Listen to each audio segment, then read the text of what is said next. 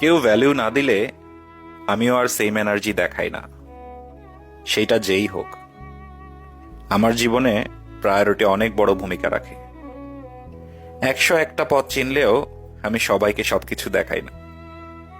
মানুষের উপর ছোট ছোট ইনভেস্টমেন্ট করে দেখবেন। সেই ইনভেস্টমেন্ট হইতে পারে সময়, কিংবা মেধা, সুযোগ, কায়িক শ্রম, কিংবা ভরসা। ইনভেস্টমেন্টের রিটার্ন কিছু দরকার নেই, শুধু দেখবেন যে স্পার্কটা কাজ করে কিনা। যদি না করে, সেই স্টেজ কিংবা প্ল্যাটফর্ম আপনার না।